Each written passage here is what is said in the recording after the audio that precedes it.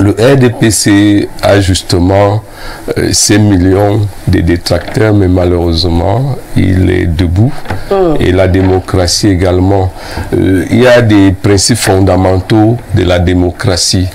Sur ces principes fondamentaux, j'aimerais bien qu'on me dise lequel est constamment violé au Cameroun ou lequel ne fonctionne pas.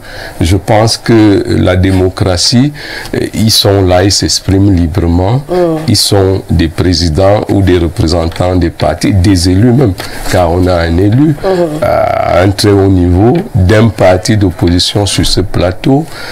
Si la démocratie, parce que j'ai bien lu votre thématique, démocratie à rude épreuve, si cette démocratie était tant à rude épreuve, je pense qu'on n'en serait pas là.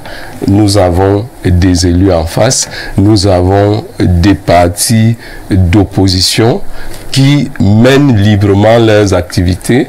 J'ai d'ailleurs constamment eu le plaisir de rencontrer le président Olinga sur les plateaux de télé et dans les studios de radio. On a toujours échangé de manière courtoise et libre. Et j'ai l'impression que les représentants de ce parti nous ont amenés dans le fond, au fond d'un trou, au lieu d'essayer de se débattre pour qu'ensemble nous sortions du trou. Ils font un effort surhumain pour creuser davantage. Et j'ai peur. J'ai peur parce que moi je suis un révolutionnaire, je vis dans le peuple, je suis avec le peuple, je vais parfois là où les autres ne vont pas et j'entends ce que les Camerounais disent. On va rentrer dans les thématiques prévues ce soir. On parle justement de cette présidentielle 2025. Beaucoup de plaintes depuis l'annonce du renvoi des élections législatives et municipales. Les uns et les autres trouvent que le RDPC a un peu plié la démocratie en deux, a joué avec les tests à son avantage et qu'aujourd'hui, ils sont les seuls à tirer avantage du jeu démocratique au Cameroun. À votre avis? Ils pensent bien ou vous trouvez que c'est de la mauvaise foi? Je ne sais pas ce que quand on dit plier les textes à son avantage, un texte est fait pour être appliqué. Une loi, fut-elle mauvaise, quand elle est légale, elle doit s'appliquer. Donc je ne sais pas pourquoi c'est une surprise pour les uns et les autres. C'est le pouvoir régalien de celui qui pilote le Cameroun de faire cette inversion selon les difficultés ou alors le contexte en présence. Le RDPC a justement ses millions de détracteurs, mais malheureusement, il est debout. Et la démocratie également. Il y a des principes fondamentaux de la démocratie. Sur ces principes fondamentaux, j'aimerais bien qu'on me dise lequel est constamment violé au Cameroun ou lequel ne fonctionne pas. Je pense que la démocratie, ils sont là, ils s'expriment librement, ils sont des présidents ou des représentants des partis, des élus même, car on a un élu à un très haut niveau d'un parti d'opposition sur ce plateau. Si la démocratie, parce que j'ai bien lu votre thématique, démocratie à rude épreuve, si cette démocratie était tant à rude épreuve, je pense qu'on n'en serait pas là. Nous avons des élus en face, nous avons des partis d'opposition qui mènent librement leurs activités. J'ai d'ailleurs constamment eu le plaisir de rencontrer le président Olinga sur les plateaux de télé et dans les studios de radio. On a toujours échangé de manière courtoise et libre. À la sortie de ces studios-là, on n'a jamais trouvé la gendarmerie en train de nous attendre. Alors, vous savez, quand on est aux affaires, la difficulté que celui qui est aux affaires a n'est pas celle que celui qui l'observe tranquillement couché sur son canapé a, parce que on parle d'inversion des élections. Je ne sais pas si un temps soit peu, les gens pensent que ces élections ont un coût. et qu'à un moment donné, il faille les aligner de manière successive, partant de la base au sommet. Maintenant, quand c'est lui qui sait quels moyens dont il dispose pour organiser ces élections, vous dit, voici ce que moi je pense qu'on peut faire au vu des moyens que nous avons. Il y a des plaintes. Je pense que les gens devraient être un peu humbles, parce que quand on est parti d'opposition, ce n'est pas toujours pour dire qu'on sait plus que celui qui est aux affaires. En réalité, il faut un peu d'humilité. Même quand on critique, il faut critiquer avec beaucoup d'humilité. Il y a beaucoup de partis au Cameroun, mais très peu sont des partis en activité, parce que je respecte l'UDC qui est en face de moi, parce que ils ont des élus qui participent au jeu démocratique, qui participent... Mais vous ne respectez pas qui? Je respecte tout le monde, mais davantage... mais davantage... Non, je ne respectez pas le je respecte tout le monde, mais davantage ceux qui sont dans le jeu démocratique, parce que l'honorable est à l'Assemblée, il sait comment ça se fait, c'est un pratiquant. Ce qui est le contraire de ceux qui parlent seulement dans les quartiers et qui pensent que quand eux ils seront là, d'un coup de bâton magique, ils vont tout arranger et tout va aller dans le mieux et dans le meilleur des mondes. Pour vous, c'est une démagogie. Beaucoup plus, je pense. Président, je prends la peine de me retourner vers Aimé Cyprien Olinga pour dire qu'apparemment le président Samuel Bilon vous appelle à une réaction qui ne doit pas être descendante, parce que vous pouvez encore, à votre avis, vous pouvez encore changer quelque chose, ou il faut seulement s'adonner à ce petit jeu, pour vous, vous dites antidémocratique, mais qui pour le RDPC est logique, est démocratique, est prévisible, et que vous ne pouvez vous mordre les doigts qu'aujourd'hui parce que vous n'avez refusé de regarder ce qui se passait. Ben, écoutez, moi je suis gêné par ce que j'ai entendu de la part du RDPC. Et j'ai l'impression que les représentants de ce parti nous ont amenés dans le fond, au fond d'un trou, au lieu d'essayer de se débattre pour qu'ensemble nous sortions du trou. Ils font un effort surhumain pour creuser davantage. Et j'ai peur. J'ai peur parce que moi je suis un révolutionnaire, je vis dans le peuple, je suis avec le peuple, je vais parfois là où les autres ne vont pas et j'entends ce que les Camerounais disent. J'ai bien peur parce que cette décision unique antidémocratique est en train de vouloir jeter notre pays dans une aventure que les RDPCistes auront du mal eux-mêmes à supporter le moment venu.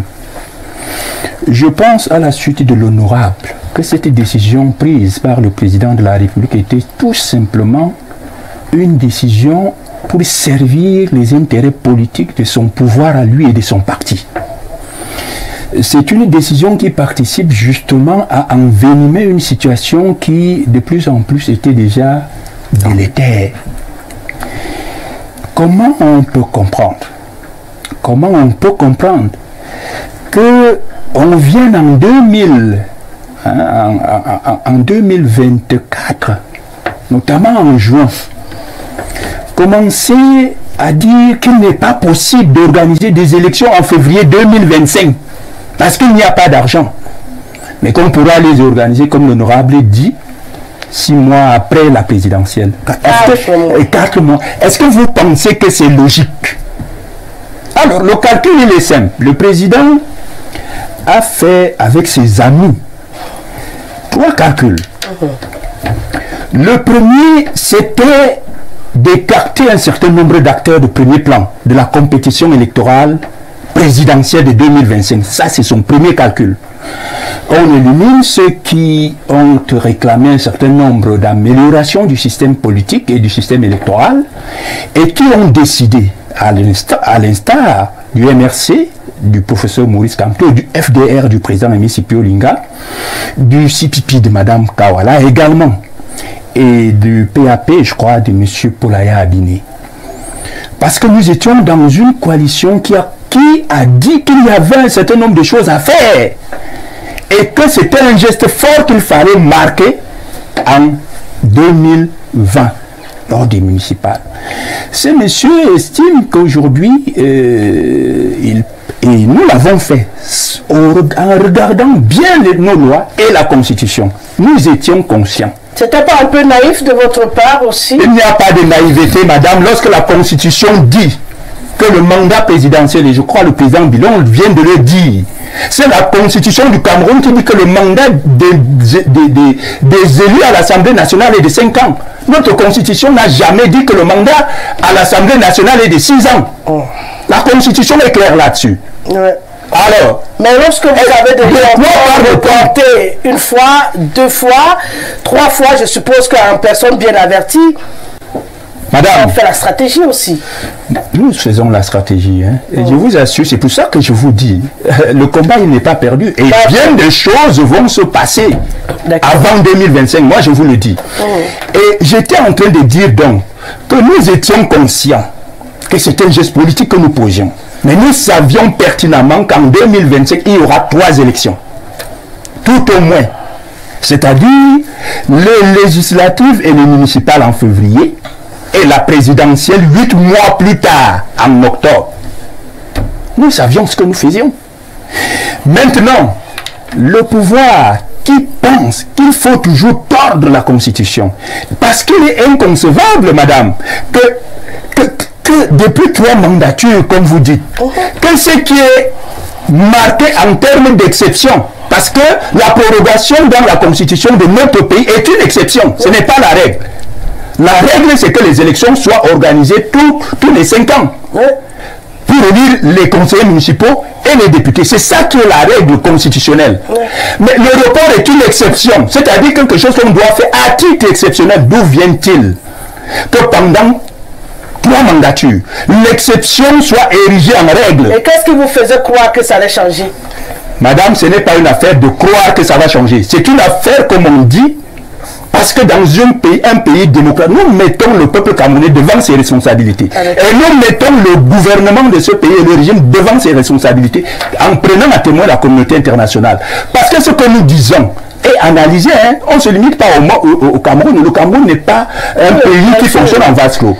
Et lorsque nous disons donc des choses, c'est pour que les Camerounais, pour édifier les Camerounais et pour prendre le monde à témoin du caractère unique d'une démocrature qui s'est érigée dans ce pays et qui se passe pour une démocratie. Quand nous expliquons cela, les experts dans le monde analysent et trouvent effectivement que nous avons raison et que ce qui est en train d'être fait n'a rien, mais alors rien du tout, d'une démocratie.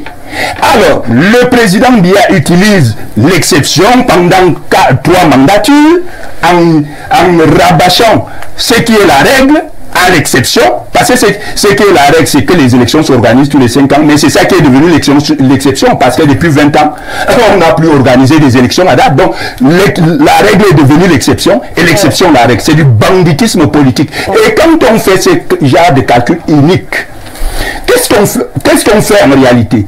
On met le pays dans une situation d'aventure.